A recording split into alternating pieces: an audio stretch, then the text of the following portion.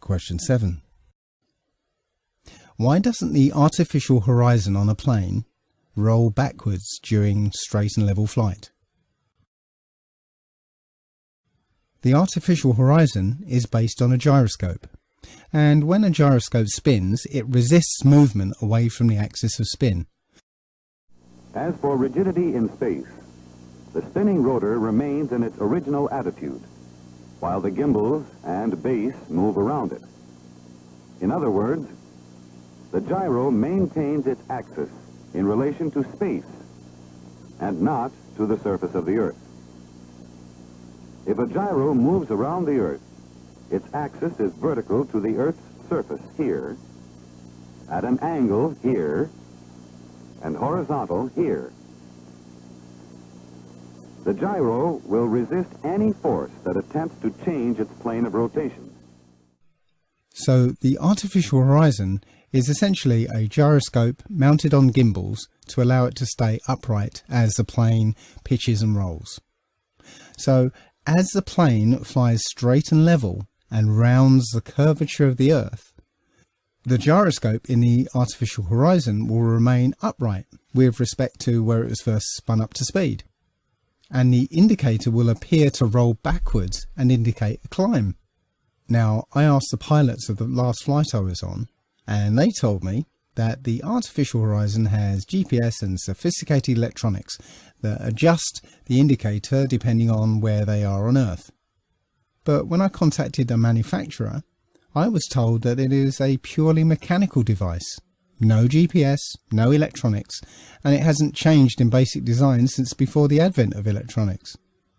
So, why doesn't the artificial horizon roll backwards as they round the curvature of the Earth? Question 8. Why is the Coriolis effect so selective? This is an explanation of the Coriolis effect by a gun expert. And one of the common issues that we see is the Coriolis effect. And what guys are not doing is taking into account the effect that this can have on your shooting at longer ranges. Now, real quick, let's kind of just explain the Coriolis effect in layman's terms. The Coriolis effect is the effect that when the bullet leaves the barrel of the gun, it is actually leaving the surface of the Earth. So as the bullet leaves the barrel of the gun, the Earth is still rotating, and the bullet is not rotating with the Earth. So the Earth will actually rotate out from underneath of the bullet while it is in flight. So bullets and artillery shells no longer rotate with the Earth when they leave the surface. And according to this explanation, paper aeroplanes act in the same way. So imagine you were standing in Texas and had a magic paper airplane that could travel hundreds of miles. If you threw your airplane directly northward, you might think it would land straight north, maybe somewhere in Nebraska. But Texas is actually spinning around Earth's axis faster than Nebraska is, because it's closer to the equator.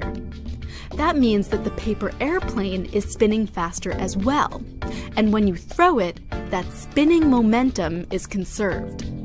So if you threw your paper airplane in a straight line toward the north, it would land somewhere to the right of Nebraska, maybe in Delaware. So from your point of view in Texas, the plane would have taken a curved path to the right. If this is the case for bullets, artillery shells and paper airplanes, then why is it not the same for real aeroplanes? Airplanes do not aim north to go east. In fact, if aircraft no longer rotate with the Earth when they leave the surface, then east to west flights should take much longer than west to east flights. And landing on a moving runway would seem to be quite tricky. Every landing should be like this. And wouldn't there be planetary direction indicators by runways, just like there are wind direction indicators? So why is the Coriolis effect so selective? Question 9. What is the International Space Station flying over? Whatever it is, it kind of looks a bit like what I imagine the Earth to look like, but it can't be. If you choose a feature on this blue and white thing and follow it, you'll notice its speed towards the camera is constant. From the moment it appears on the horizon, it moves at the same speed until it disappears below the camera. But watch this footage from a plane.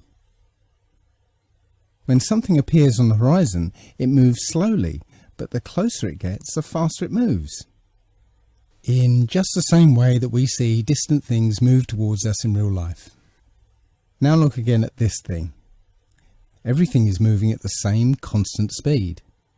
Now that tells me that what we're looking at does not span thousands of miles, but rather hundreds of yards. So what is it that the ISS is flying over? And while we're on the subject of the ISS, question 10. How can microgravity be selective? Watch these people bobbing around in microgravity. Tonight our Earth will have completed another orbit around the Sun, and now we take stock of what we accomplished over the past year and what we hope to accomplish in the year ahead. As we look back at the achievements of the past year, 2008 was the year when the space station... Did you notice the problem? Watch it again. As we look back at the achievements of the past year, 2008 Did you see the water was the drip year in the background?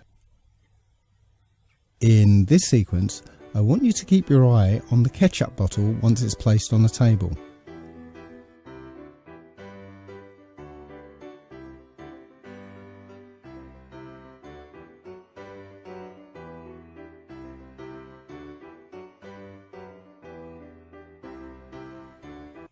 Right here you can see that there is nothing on the bottom of the bottle, no Velcro or magnets, it's just an ordinary bottle. And in a moment you'll see the ketchup bottle being placed on the table. Now keep your eye on it. See how it rocked when he nudged it?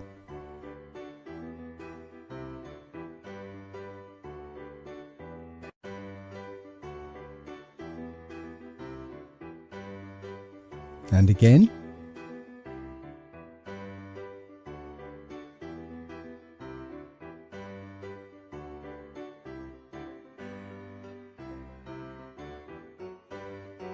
And again.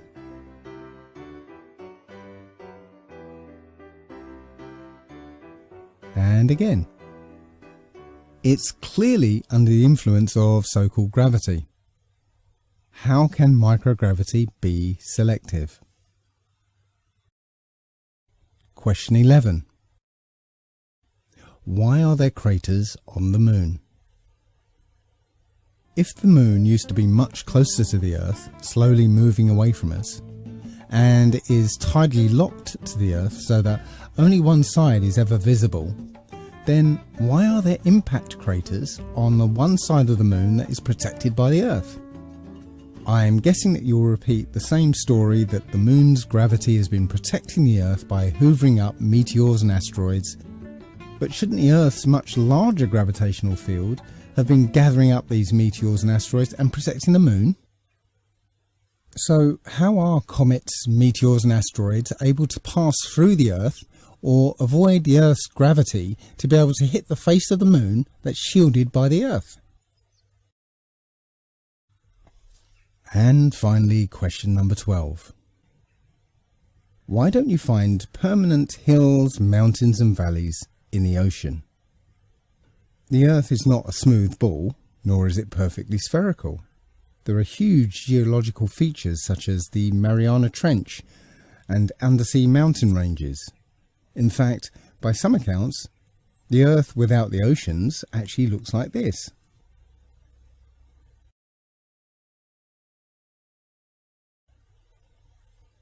We observe water behaving like this,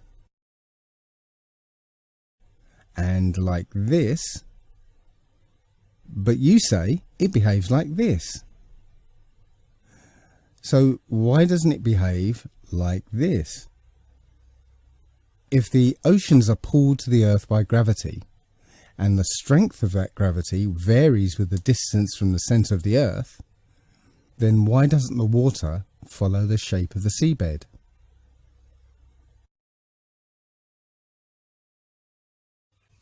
Now, Mr. Tyson, these are legitimate questions posed to you in all seriousness.